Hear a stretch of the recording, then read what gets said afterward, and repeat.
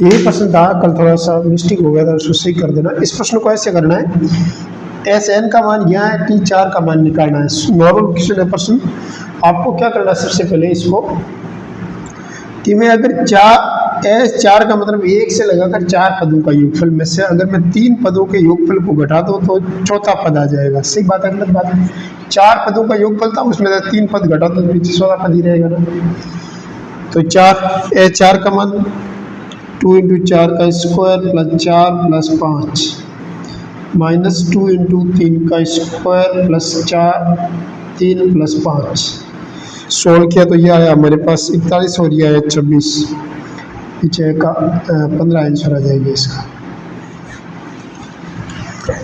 Normal question था। अगला question देखो, ऐसा ही क्वेश्चन आगे की तरफ बढ़ते हैं अपन। एक दो और क्वेश्चन करवाता हूँ मैं आपके समक्ष, ताकि आपका कंसेप्ट बहुत मजबूत हो जाए। संस्कृत एजुकेशन डिपार्टमेंट वाला पेपर मैंने क्वेश्चन करवा दिया यहाँ पर। हाँ ठीक है।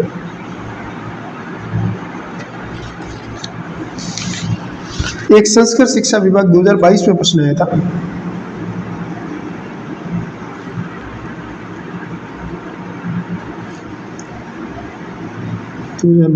प्रश्न क्या था? प्रश्न था एक समांतर श्रेणी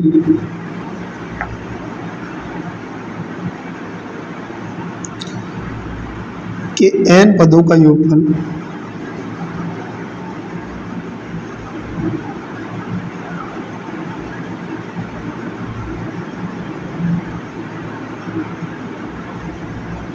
तो nवां पद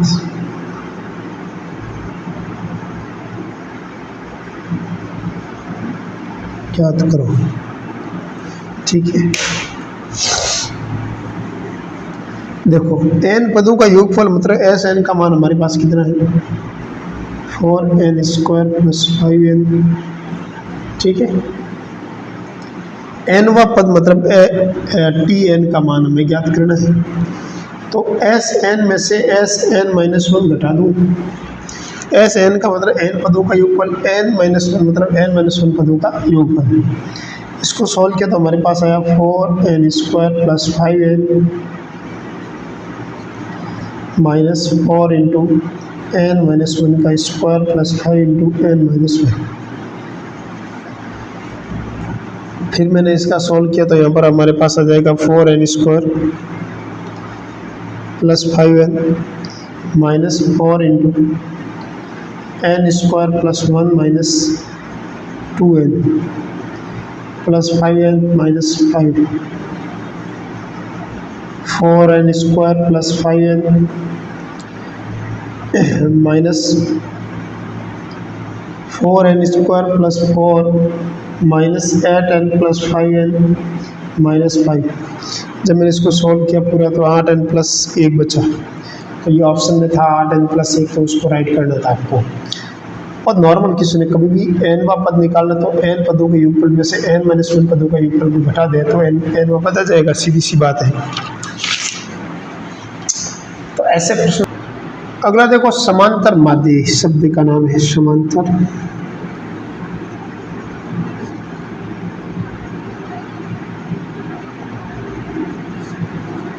समांतर माध्य अर्थमेटिक मीन। सबसे पहले हम लोग सीखेंगे ये अर्थमेटिक मीन होता क्या है उसके बारे में। देखो, यदि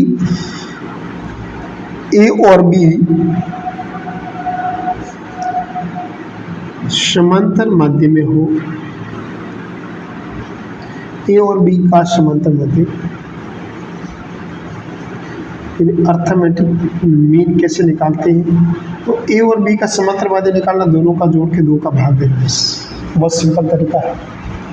फिर यदि आगे बात करें तो ए एम बी समांतर श्रेणी में है,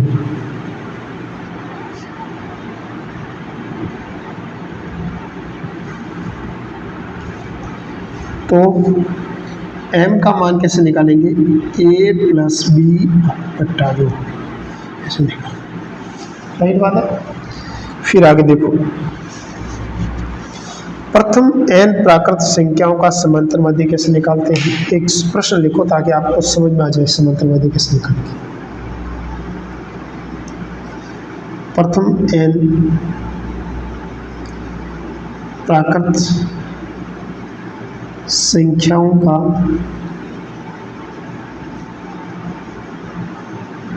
समांतर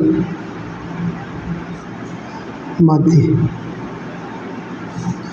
कैसे निकालेंगे। प्रथम n समांतर माध्य प्राकृत संख्याओं का समांतर माध्य, उसको निकालने का तरीका हो जाएगा m बराबर 1 + 2 + 3 + 4 + 5 dash dash dash plus n बटा n। n पदों का योगफल हो जाएगा n कोष्टक n + 1/2 अपॉन n, ये n से n कट जाएगा तो हमारा समांतर माध्य हो जाएगा n + 1/n²। बहुत नॉर्मल क्वेश्चन है। आगे देखो, यदि आपके समक्ष प्रश्न आ जाए प्रथम n विषम प्राकृत संख्याओं का समांतर माध्य निकालना, तो कैसे निकालेंगे। देखो इधर, प्रथम n विषम प्राकृत संख्याओं का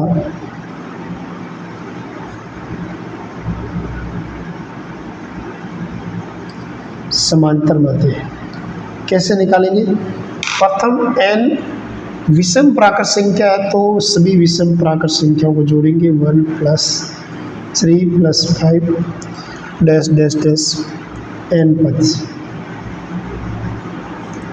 बटा कर देंगे n।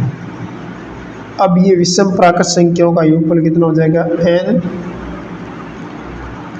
n/2 2a + n - 1 × 2 बटा n। ये n से n कट जाएगा। जब मैंने इसको सोल्व किया तो हमारे पास क्या आया n। तो प्रथम n विषम प्राकृत संख्याओं का समांतर माध्य हो जाएगा n। आगे देखो,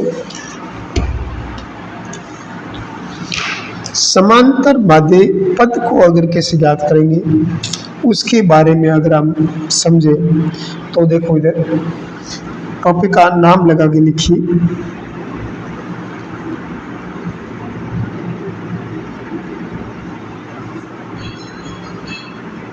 समांतर माध्य पद ज्ञात करना, कैसे ज्ञात करेंगे। देखो ये a और b के मध्य ऐसी संख्या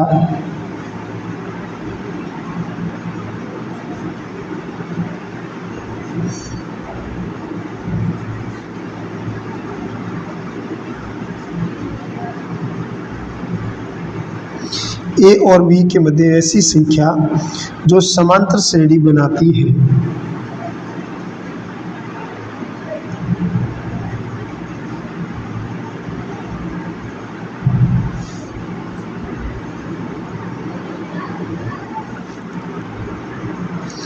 समांतर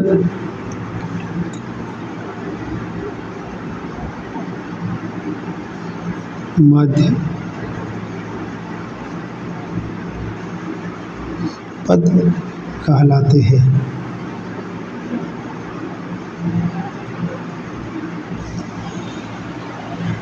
यानी ए और बी के मध्य ऐसी संख्या जो समांतर श्रेणी को बनाती है वो समांतर माध्य पद कहलाते हैं। इस चीज को नोट रखिए, ठीक है। जैसे कैसे ए और बी के मध्य कितने समांतर पद हैं, मैं मान लेता हूँ m1 m2 dash dash dash mn तक है। तो कुल मिलाकर ये पदों की संख्या कितनी हो जाएगी, जो पदों की संख्या हो जाएगी वो कितनी हो जाएगी n। तो ये m वाले n है 2, ये तो कुल मिलाकर कितने हो जाएंगे n+2, राइट। तो दूसरा पद आप याद करना है, तो tn+2 कितना हो जाएगा n+2 का पद कितना हो जाएगा b। अब n+2 tn का फॉर्मूला क्या होता है a + n-1 × d, और d का मान d रखें बराबर हो जाएगा b।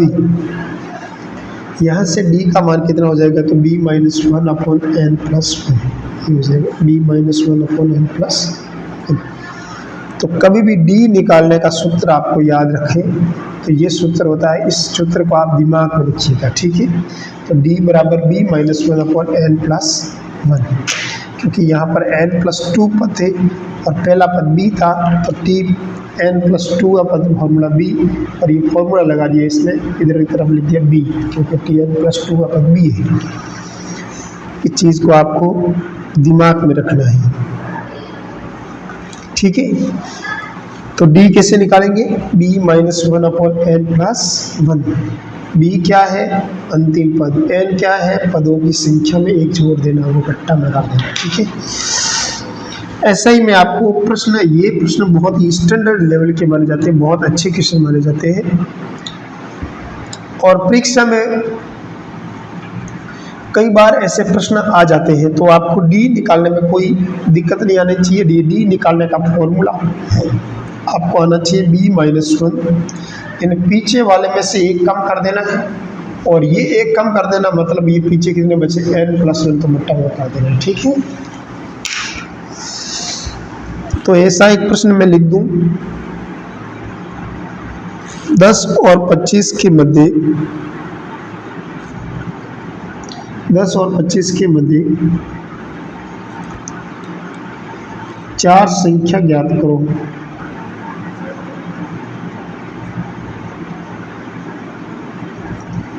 ताकि ये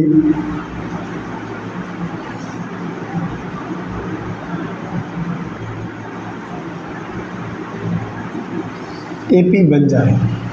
देखो पहला पद ये है, लास्ट पद ये है, 4 पद निकालना है, तो a1 a2 a3 a4 4 पद निकाल लेते हैं।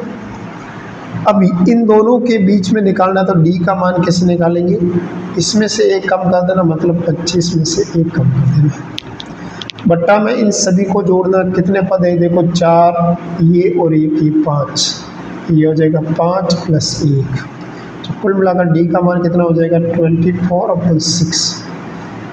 तो 6 में 24 का डिवाइड करेंगे तो कितना आ जाएगा, 4। यहाँ पर d का मान आ जाएगा 4। 4 के अंतर को जोड़ दी, 10 14 एक मिस्टेक कर दी है अपन ने,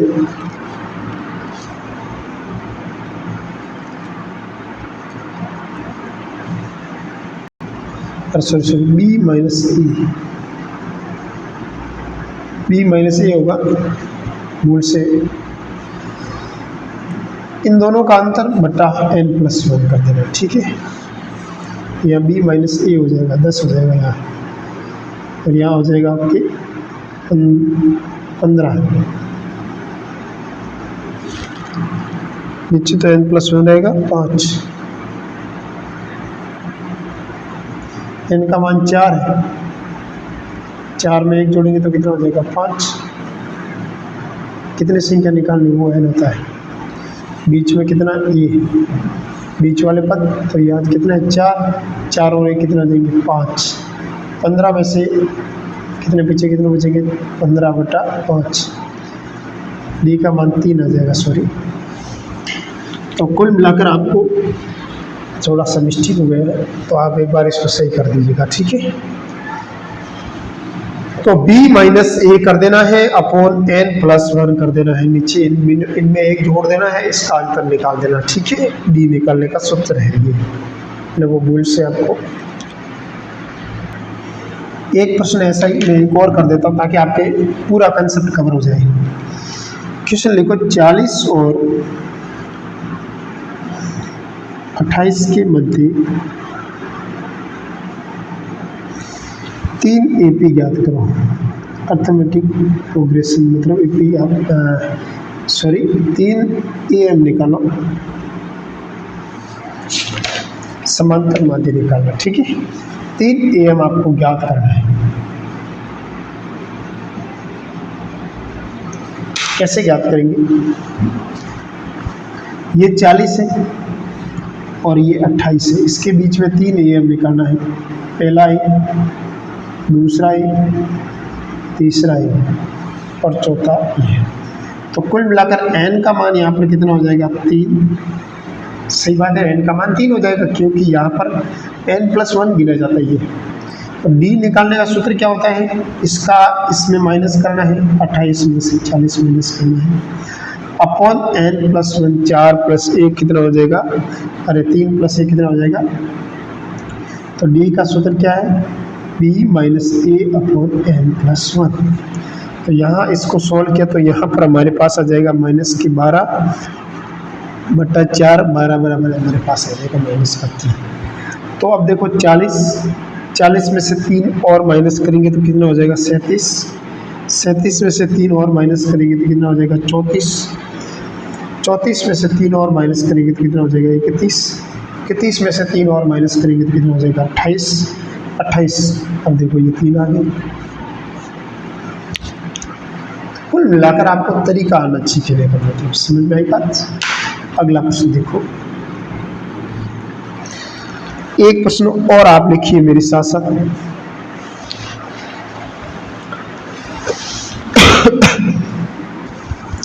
देखो अनुपात वाला एक प्रश्न है, उसको कर देते हैं कि एक तथा दूसरा है हमारे पास 31 के मध्य m समांतर मध्य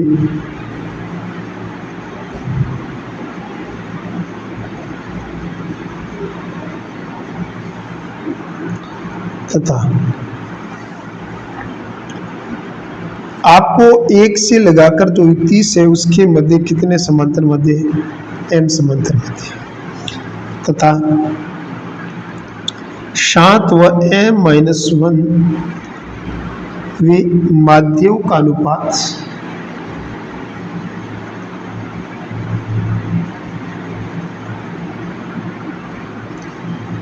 5:9 है, तो m का मान ज्ञात करो। ये आपको m का मान ज्ञात करना है। तो देखो a का मान 1 है और b का मान हमारे पास कितना हो जाएगा 31। यहाँ से b का मान निकलेगा b - a upon n+1। b का मान इसमें से इसको घटा देंगे तो 31 - 1 बटा n+1। इनके बीच में कितने समांतर माध्य आपके पास m है, तो यहाँ हो जाएगा m+1। तो कुल मिलाकर d कितना हो जाएगा 30/m+1 हो जाएगा। राइट बात है। आपको दे रखा है कि 7वां समांतर मध्य और m-1वां समांतर मध्य, उसका रेशियो हमारे 5:9 दे रखा है। राइट। फिर यदि आप इसको सॉल्व करेंगे तो देखो इधर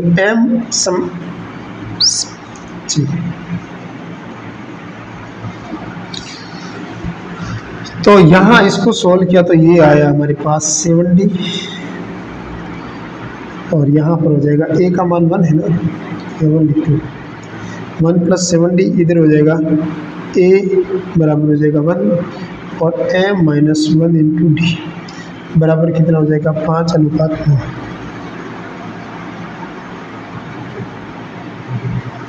फिर मैंने इसको सॉल्व किया, सॉल्व करके d का मान 30/m+1 भी रख दिया। देखो अभी रख देते हैं, फिर बार आगे आपको इसका क्रॉस मल्टीप्लाई किया तो यहाँ पर हो जाएगा 9 और 63d 5 + 5 × m-1 × d। ठीक है, 9 - 5 बराबर 4 हो जाएगा और यहाँ आ जाएगा 63 × 30/m+1 और इस तरफ जाएगा तो कितना हो जाएगा 5 × m-1 × d का मान हो जाएगा 30/m+1। फिर मैंने इसको सोल्व किया तो यहाँ पर हो जाएगा 4 × m+1 प्लस 1890 प्लस 150 m-1। पक्षांतरण किया तो यह हो जाएगा 4m + 4 प्लस 1890 बराबर 150 m-150। इधर हो जाएगा 2044 और इधर हो जाएगा हमारे पास 146 है। m का मान निकालना है तो 2044/146, इसमें मान आ जाएगा 14। ठीक है, तो ऐसे अपन इसका मान भी ज्ञात कर सकते हैं, बहुत नॉर्मल तरीके से, बहुत बढ़िया तरीके से सॉल्व कर सकते हैं। ठीक है, एक प्रश्न और ले लेते हैं ताकि आपके, वह है यदि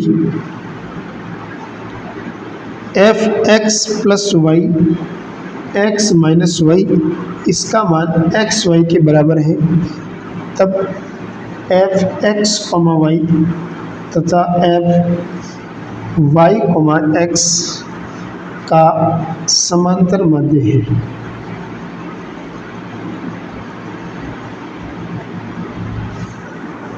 कितना होगा समांतर माध्य इसका? देखो x+y बराबर a, x - y बराबर b। सॉल्व किया तो यहाँ पर x का मान आ जाएगा a+b/2, y का मान हो जाएगा a - b/2। फिर a और b का मान हमने रखा तो यहाँ हो जाएगा f(a, b) बराबर हो जाएगा a+b/2, a - b/2। कुल मिलाकर f(a, b) का मान हमारे पास कितना आ जाएगा? 1/4 a² - b²। फिर देखो यदि f(x, y) निकाले तो कितना हो जाएगा? x² - y²/4। f(y, x) निकाले तो कितना हो जाएगा? y² - x²/4। यदि मैंने इसका एवरेज निकाला तो हमारे पास कितना आया? 0। सभी को जोड़ेंगे तो 0 आ जाएगा, इसका एवरेज 0 आ रहा है कुल मिलाकर। इसको ऐसे सोल्व कर सकते हैं। ठीक है, ये इसको मैंने पहले देखो, इसको a मान लिया, इसको b मान लिया, फिर a और b का मान निकाला ये, फिर यहाँ से x और y का मान निकाला, दोनों को सोल्व करके यहाँ आया ये। फिर अपन a और b की जगह अपन देखो x, y का मान यहाँ रखें, x का मान ये, y का मान ये रखें, तो यहाँ पर a, b हो जाएगा, यहाँ पर ये आ जाएगा। राइट, ये आंसर आ जाएगा। ठीक है,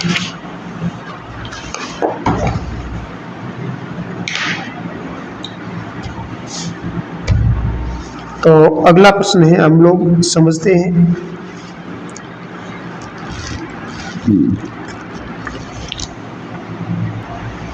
देखो अगला अपन प्रश्न है, उसको लिख देते हैं, समांतर माध्यों का योग ज्ञात करना।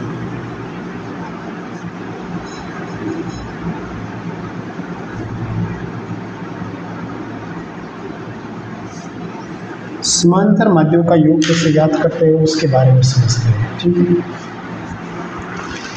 देखो a और b के मध्य कितने समांतर माध्य हैं? m समांतर माध्य, m1, m2, m3 dash dash dash mn dash b। a और b के मध्य m समांतर माध्य है। कितने समांतर माध्य हैं? n। फिर देखो यदि m समांतर माध्य है, कोई पूछ ले m समांतर माध्यों का योगफल निकालो, तो आप कैसे निकालेंगे? m1 + m2 + m3 + mn।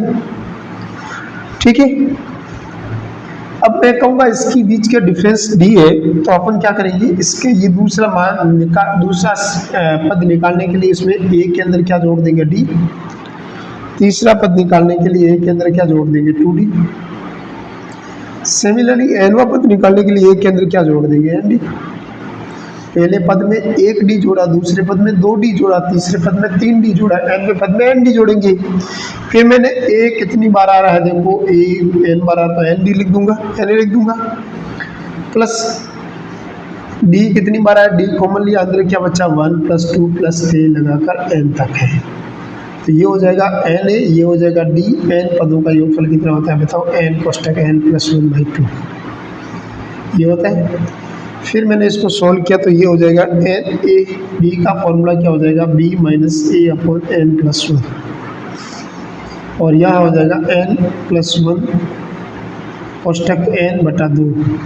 ठीक है, फिर इसको सोल्व किया तो हमारे पास क्या आया?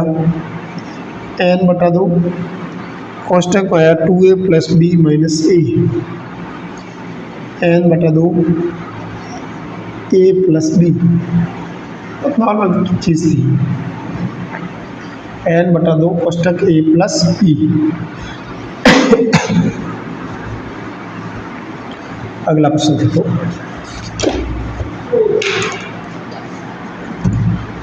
अगला प्रश्न है हमारे पास, वो है आपको योगफल ज्ञात करने का तरीका आना चाहिए। जैसे एक प्रश्न है 1 से 99 के मध्य 20 समांतर मध्य का योगफल। तो योग ज्ञात करने का आपको मैंने अभी सूत्र बताया, n/2 a प्लस बी, ये था n/2 कोष्टक में a प्लस बी। देखो n/2 मतलब कितना हो जाएगा 20 बटा 2, a प्लस बी मतलब 1 प्लस 99। तो सॉल्व किया तो यहाँ पर कितना हो जाएगा 10 इंटू 100, 10 को 100 से गुणा किया तो क्या हो जाएगा 1000। आगे देखो क्वेश्चन नंबर 7, तो ये प्रश्न था। अगला प्रश्न देखो हमारे पास है, वो है समांतर श्रेणी, समांतर श्रेणी, समांतर श्रेणी के, समांतर श्रेणी में 3 संख्या, समांतर श्रेणी में 3 संख्याएं ज्ञात करो जिनका योग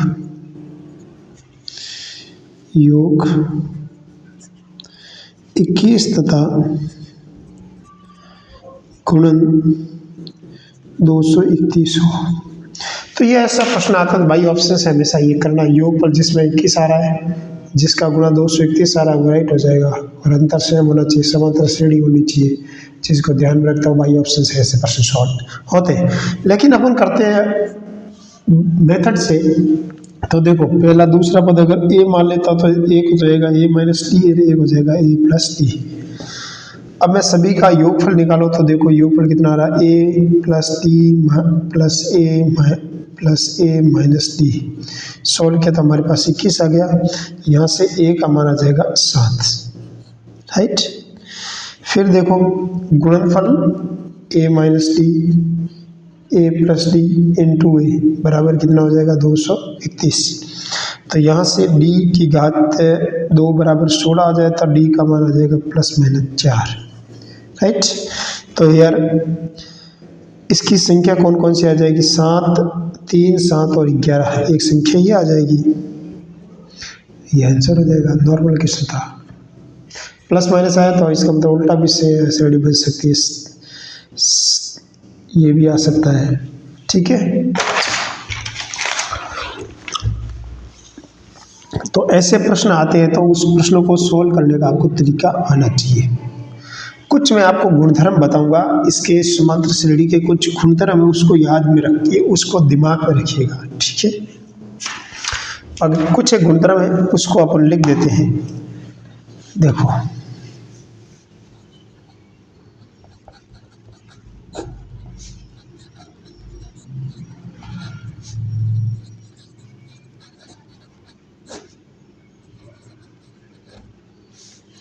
सभी गुणधर्म लिखेंगे ताकि आपको पता चले कि समांतर श्रेणी में किस किस नियम का पालन होता है। देखो पहला अगर गुणधर्म अगर बात करें तो समांतर श्रेणी का मतलब होता है उसका अंतर समान होना चाहिए, A plus D, A plus 2d, A plus 3d, dash dash dash dash dash dash infinite तक जाएगा। ये एक समांतर श्रेणी है, ठीक है।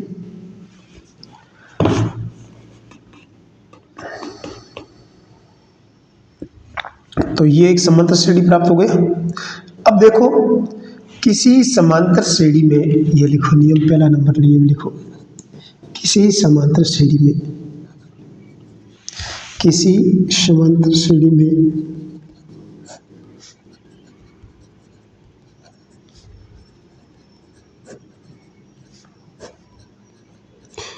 कोई निश्चित संख्या घटाई या जोड़ी जाए तो वह एपी ही रहती है। मतलब कोई भी संख्या है जिसमें अगर एक कोई निश्चित संख्या या तो जोड़ना या घटाना सेम संख्या, तो उसमें समांतर श्रेणी में कोई परिवर्तन नहीं रहता है। कैसे? अगर देखो ए बी सी और डी ये समांतर श्रेणी में है, अगर मैं इसमें लैम्बडा जोड़ दूं तो भी ये समांतर श्रेणी ही रहेगी, कहने का मतलब।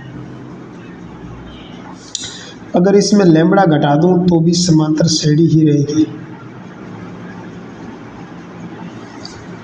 यानी लैम्बडा जोड़ने या लैम्बडा घटाने पर संख्याओं में कोई परिवर्तन नहीं आ रहा है। समझ बात? दूसरा नियम, यानी ये एपी है तो ये भी एपी रहेगी और ये भी एपी ही रहेगी, कहने का मतलब। दूसरा इसका नियम देखो, यदि एपी के प्रत्येक पद में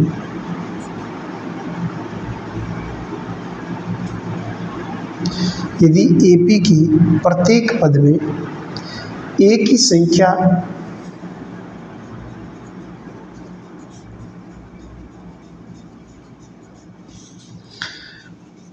गुणा या भाग करने पर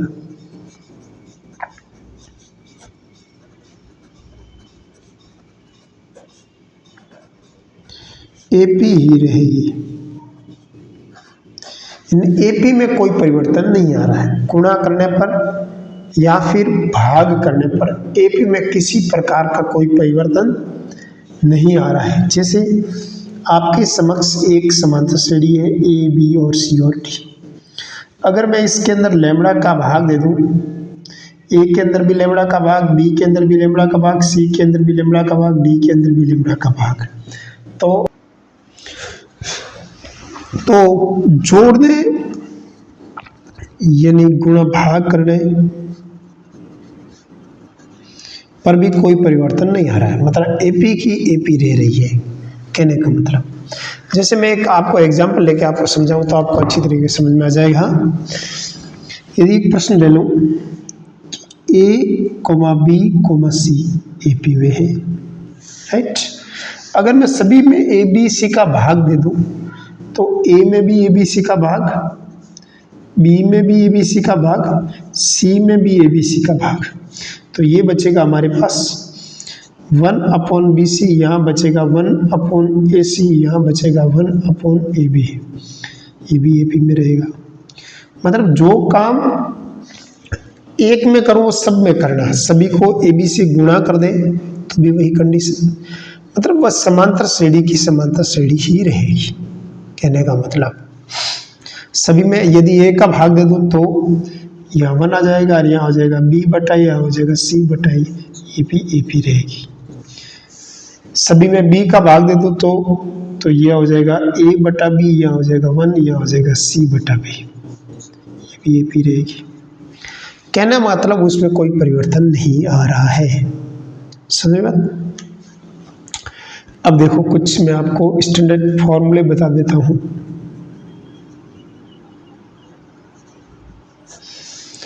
फॉर्मूला ये है, पहला फॉर्मूला, आपके समक्ष यदि n प्राकृत संख्या दे रखी है तो उसका योगफल अगर आपको ज्ञात करना तो कैसे ज्ञात करेंगे? 1 + 2 + 3 + 4 + 5 + 6 dash dash dash plus n कोष्टक n + 1/2, ये फॉर्मूला। दूसरा है यदि आपके समक्ष विषम प्राकृत संख्या दे रखी है तो 1, 3, 5, 7 डैश डैश डैश, तो इसका फॉर्मूला हो जाएगा n²। ठीक है। तीसरा है यदि n सम प्राकृत संख्या है आपके समक्ष तो सम प्राकृत संख्या है तो 2 + 4 + 6 डैश डैश डैश, तो उसका फॉर्मूला है एन कोष्टक एन प्लस वन। एन कोष्टक एन प्लस वन, वर्गों का योगफल, 1 का स्क्वायर, 2 का स्क्वायर, 3 का स्क्वायर, इस प्रकार वर्गों का योगफल है तो एन कोष्टक N plus one 2n plus 1/6 ये होता है। और यदि घनों का योगफल है तो 1 cube, 2 cube, 3 cube, dash dash dash N कोष्टक एन प्लस 1/2 इसका होल स्क्वायर रह जाएगा। कहने का मतलब ये फॉर्मूले आपके दिमाग में रहने चाहिए, आपके माइंड में रहने चाहिए, ठीक है, तो आपको बहुत बढ़िया तरीके से चीज़ समझ में आ जाएगी। देखो अब मैं आपको गुणोत्तर श्रेणी के बारे में पढ़ाता हूँ। अगला टॉपिक रहेगा हमारा गुणोत्तर श्रेणी।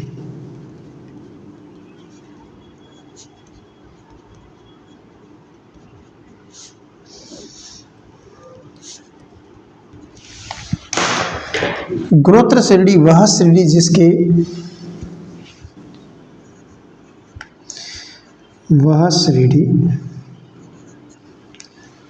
जिसके प्रत्येक पद का पूर्व पद से अनुपात हमेशा समान हो,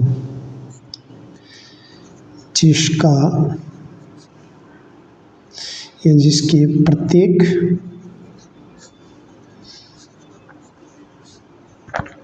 पद का पूर्व पद से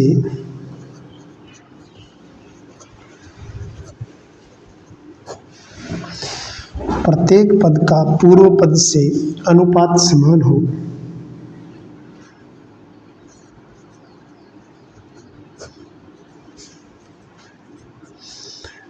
तो उस अनुपात को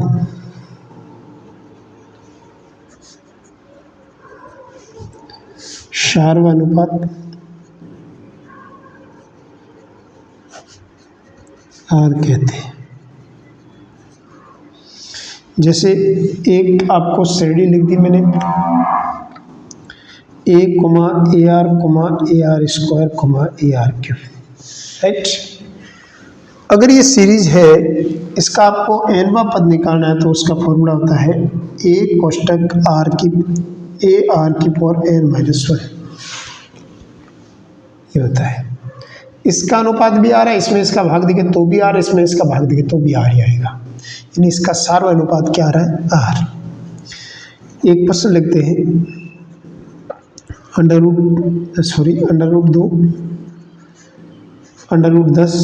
और 5√2 का 7वां पद ज्ञात करो। आपको 7वां पद ज्ञात करना, कैसे ज्ञात करेंगे? देखो a का मान कितना हो जाएगा, √2, r का मान कितना हो जाएगा, √10 बटा √2, √10 को मैं लिख सकता हूँ √5 × √2 बटा √2, सोल्व किया तो क्या है, √5। तो 7वां पद निकालना तो t7 बराबर क्या हो जाएगा, a + 60, a का मान क्या हो जाएगा, √2, 6 × d का मान हो जाएगा √5, √2 + 6 √5 है सर। आराम से इसको ज्ञात कर लेते हैं, ठीक है। अरे एपी में है ना, सॉरी हो जाता है गलती। t7 बराबर a का मान √2, r का मान r का मान है √5, n-1 यानी हमारे को 7वां पद निकालना तो यह हो जाएगा 6। इसको मैंने सोल्व किया तो यहाँ हो जाएगा 5 की पावर 3 × √2, 5 की पावर 3 कितना होता है, 125 √2 आंसर। अगला प्रश्न है, तो आपको प्रश्न का तरीका समझ में आ जाना चाहिए कि अगर कोई पद दे दे तो, जैसे एक प्रश्न है √2, 1/√2, 1/2 का कौन सा पद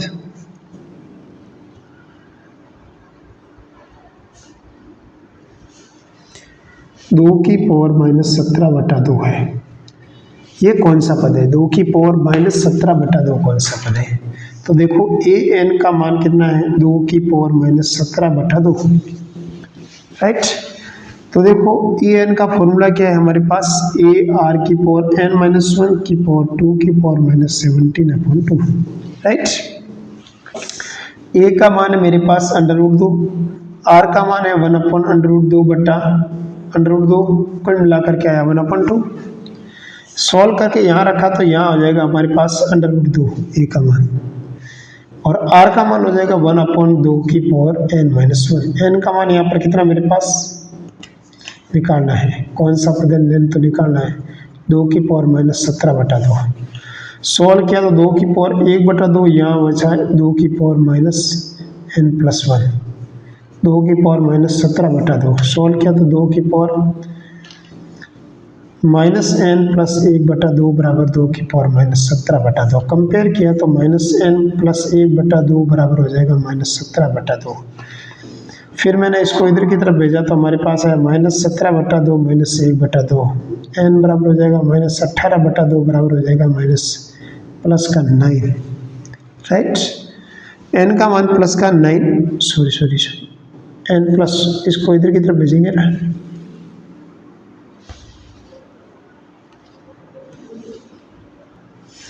ये n तो 1 ही रहेगा ना, यहाँ तो -n+, इसको इधर की तरफ भेज देंगे अभी की तरफ, ठीक है ना। -n इसको रखो 1/2, इसको इधर की तरफ भेजो तो माइनस, अब यहाँ इसको n-1 ये सेम ही रखो, 1 ही रखो, +1 रखो, और यहाँ पर हो जाएगा 18/2। फिर देखो -n बराबर -10 आ जाएगा, तो n का मान कितना हो जाएगा? 10 आंसर। तो ये ऐसे प्रश्न को आप कर सकते थे बढ़िया तरीके से, ढंग से समझ के, ठीक है। तरीका आना चाहिए आपको। एक प्रश्न और लिख दो ताकि आपके दिमाग में बैठ जाए ये प्रश्न। देखो एक प्रश्न है समांतर श्रेणी। सबसे पहले देखो एक फॉर्मूला लिख दो, a, b, c यदि जीपी में है तो b/a बराबर हो जाएगा c/b, पीछे वाला बटा आगे वाला, पीछे वाला बटा आगे वाला, क्रॉस मल्टीप्लाई करेंगे तो क्या हो जाएगा? b² बराबर क्या हो जाएगा? ac, ये आ जाएगा, ठीक है। b² बराबर क्या आ जाएगा? ac। अगला देखो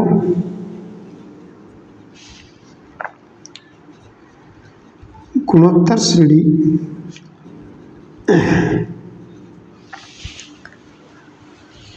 एक गुणोत्तर श्रेणी आपके पास वो है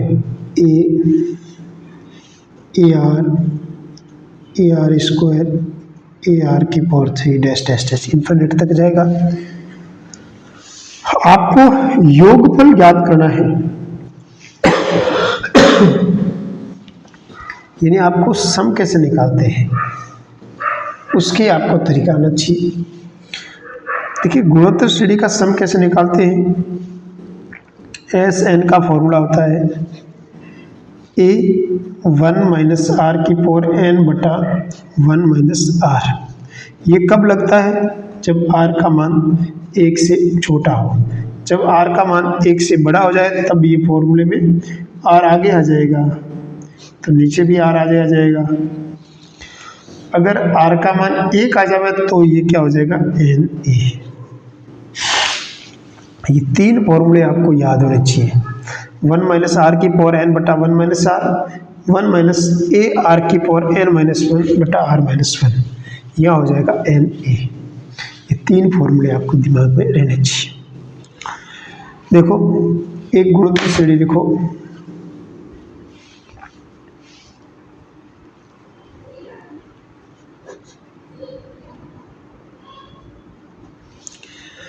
एक बटा 2,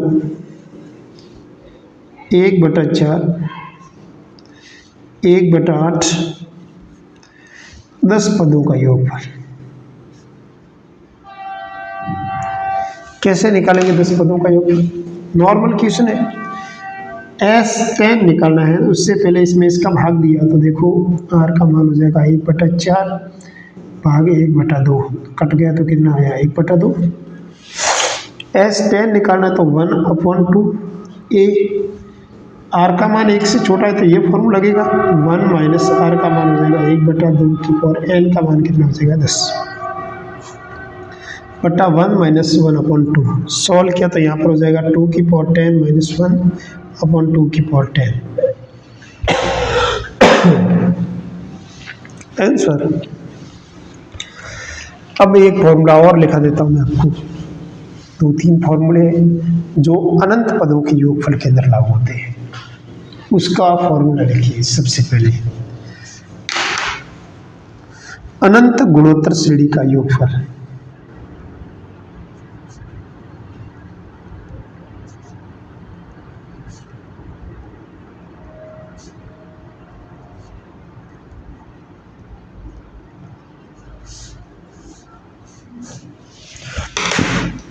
अनंत गुणोत्तर श्रेणी का योगफल कैसे ज्ञात करते हैं, देखो इधर।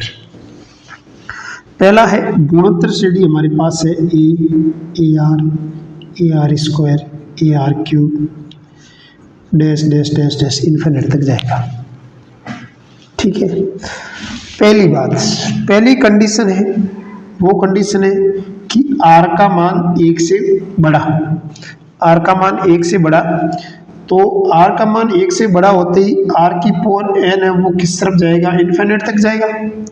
इसका मतलब एस एन हो जाएगा, एन पदों का योगफल होगा वो भी इन्फिनिट आ जाएगा। समझ में आई बात। दूसरी कंडीशन, आर का मान यदि, आर के मोड का मान यदि 1 से छोटा है, यानी आर का मान 1 से छोटा है, तो उस कंडीशन में आर की पावर एन किस तरफ जाएगा, 0 की तरफ जाएगा। अरे 1 से छोटे किसी भी संख्या के ऊपर जितने भी घात लगाते हैं ना, 0 और 1 के बीच में होते हैं ना, तो उसमें जितने भी घात लगाते हैं तो वो 0 की तरफ टेंस करेगा। मतलब 1/2 का स्क्वायर करेंगे तो 1/4 वो 0 की तरफ जा रहा है। सॉरी 1/2 इसका स्क्वायर करेंगे तो 1/4 आ रहा है। जितने घात लगाएंगे उतना कम होता जाएगा संख्या। तो ये आर की पावर एन 0 की तरफ जाएगा। आर की पावर एन 0 की तरफ जाती, एस एन का फॉर्मूला क्या था, ए 1 माइनस आर की पावर एन बटा 1 माइनस आर। तो ये तो 0 की तरफ जाएगा तो ये 0 हो जाएगा। कुल मिलाकर एस एन का मान कितना हो जाएगा, ए बटा 1 माइनस आर। ये भी एक फॉर्मूला आपको याद रखना है, ठीक है। तो तीसरा फॉर्मूला है, यदि आर का मान 1 आ जाए तो उस कंडीशन में क्या हो जाएगा, आर का मान 1 आते ही, यानी आर का मान 1 आएगा मतलब उसके बीच का प्रत्येक पद है वो हमारे पास, जैसे पहला पद भी है, दूसरा ये, तीसरा ये, चौथा ये, पांचवा ये, इस प्रकार। तो अनंत पदों का योगफल भी ए, अनंत पदों का योगफल है एस इन्फिनिट योगफल भी इन्फिनिटी हो जाएगा। कहने का मतलब समझ बात, ये चीज आपके दिमाग में रखनी है। आपकी प्रश्न ये है, इस गुणोत्तर श्रेणी के अनंत पदों का योगफल, पहले देखो ए का मान कितना है 1, आर का मान कितना हो जाएगा 1/5, 1 मतलब 1/5 हो जाएगा। यानी आर का मान 1 से छोटा आया। जब भी आर का मान 1 से छोटा आ जाए तो फॉर्मूला क्या लगेगा, एस एन बराबर क्या हो जाएगा 1/1 माइनस आर। ए बटा ए माइनस आर होता है। अरे अभी अपन फॉर्मूला था ए बटा 1 माइनस आर, ये बड़ा ए बटा 1 माइनस आर, ए का मान 1 है, फॉर्मूला तो ये लगेगा ना। तो एस इन एन इन्फिनिट पदों का योगफल निकालना है, तो ए का मान 1 है, 1 माइनस 1/5। सोल्व किया तो कितना आया, 5 माइनस 1 4/5 आंसर। यदि दूसरा है हमारे पास, एक और प्रश्न लिख देते हैं कि 4 की पावर 1/2, 4 की पावर 1/4, 4 की पावर 1/8 अनंत का मान कितना होगा, अनंत पदों का मान कितना होगा। देखो 4 की पावर है, बेस इक्वल होते हैं तो पावर ऐड हो जाती है, तो 1/2 + 1/4 + 1/8 plus dash dash S infinite तक जाएगा। तो ये कितना हो जाएगा हमारे पास 4 की पावर ए का मान, देखो यहाँ पर ए का मान 1/2 है, आर का मान कितना हो जाएगा 1/4 भाग 1/2, 1/4 भाग 1/, सोल्व किया तो हमारे पास क्या है 1/2। अब इसका फॉर्मूला क्या था, आर का मान भी छोटा आ रहा है 1 से, तो फॉर्मूला लगेगा अनंत पदों का योगफल, फॉर्मूला लगेगा ए मतलब 1/2/1 माइनस आर का मान हो जाएगा 1/2, तो 1/2 कितना हो जाएगा 1, आंसर हो जाएगा 4 की पावर 1। समझ में आई बात। अगला है हमारे पास गुणोत्तर माध्य कैसे निकालते हैं उसको समझते हैं। गुणोत्तर माध्य, देखो गुणोत्तर माध्य,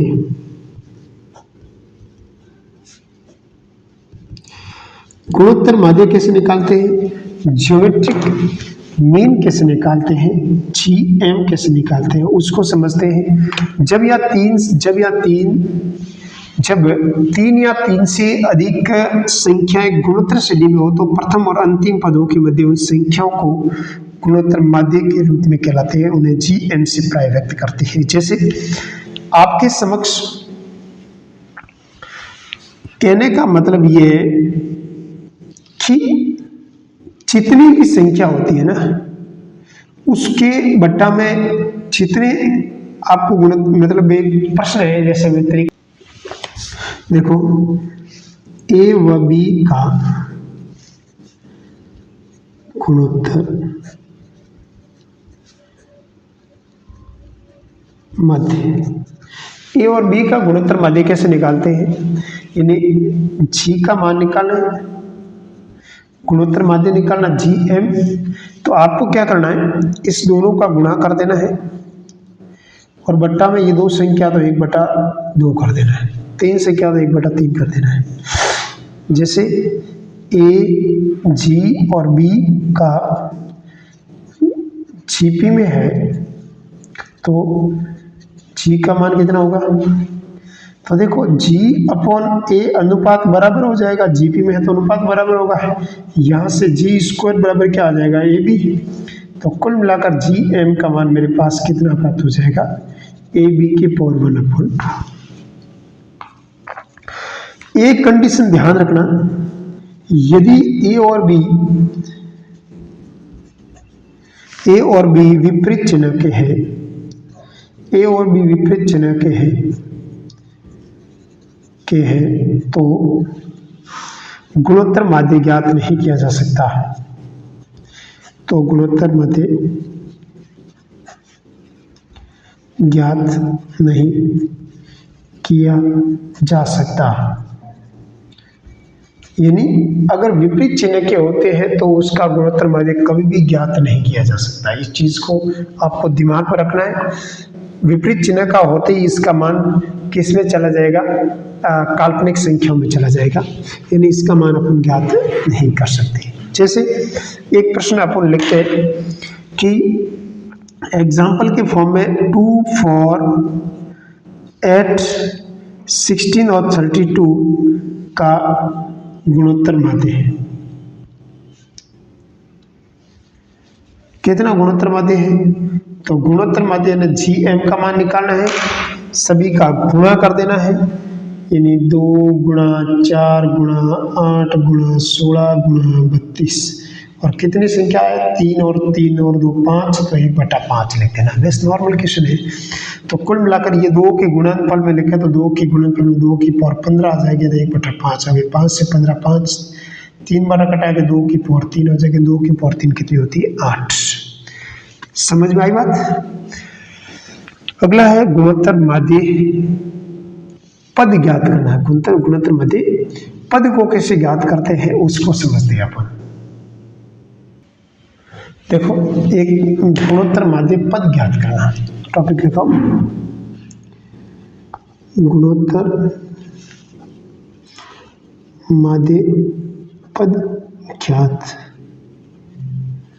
करना। कैसे ज्ञात करते हैं गुणोत्तर माध्य पद। देखो ए और बी के मध्य ऐसी संख्या जो गुणोत्तर श्रेणी बनाती है, ए और बी के मध्य ऐसी संख्या जो गुणोत्तर श्रेणी बनाती है, जो गुणोत्तर श्रेणी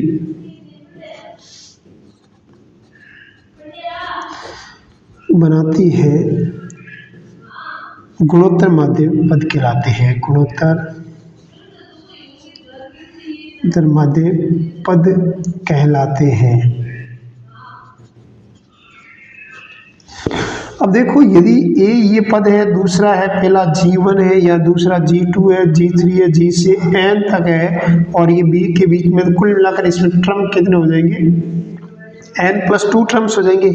तो N+T N+2 का टर्म कौन सा है? तो B आपको दे रखा है, और ये फॉर्मूला ही होता है A R की पावर N+1 हो जाएगा। R N-1 मतलब दो पद है, N+2 -1 बराबर N-1 हो जाएगा, बराबर B हो जाएगा।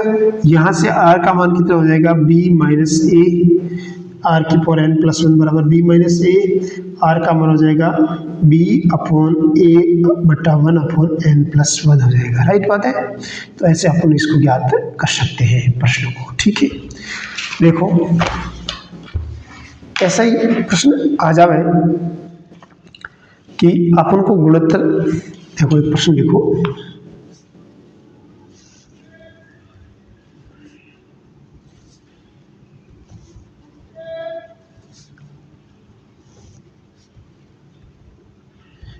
संख्या ज्ञात करो ताकि जीपी बन जाए। जीपी बनानी है मेरे को 5 और 80 के बीच में कितनी संख्या? 3 संख्या डालनी है। देखो पहला पद क्या है? ए का मान 5 है, बी का मान मेरे पास कितना है? 80।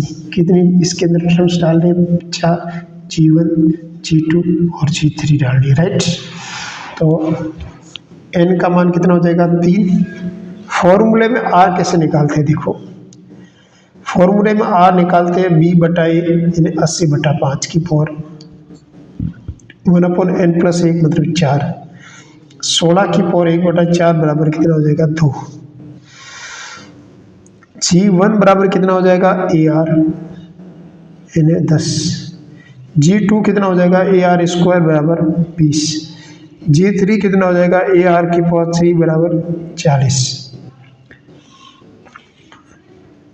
तो ये चीज अपन ज्ञात कर लेते हैं। ठीक है,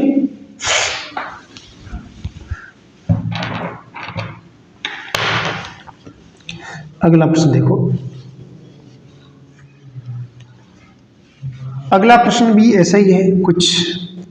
160 और 5 के मध्य 4 गुणोत्तर माध्य, तीसरा गुणोत्तर माध्य कौन सा होगा? 160 व 5 के मध्य 4 GM है, तो GM3 का मान निकालना हो, गुणोत्तर माध्य 3 का मान निकालना है। तो A का मान 160 है, B का मान 5 है, तो R का मान हो जाएगा 5 बटा 160 की पावर 1 बटा n+1 मतलब 5। सोल्व किया तो 1 बटा 2 आ जाएगा। राइट, तो G3 निकालना है, तो AR की पावर 3 बराबर 160 इंटू 1/2 की पावर 3 बिल्कुल कितना है? 20 आंसर। तो ऐसे अपन इसको ज्ञात कर सकते हैं। ठीक है, थैंक यू वेरी मच, बहुत बहुत धन्यवाद आपको। आगे हम लोग और पढ़ेंगे अगले वीडियो में।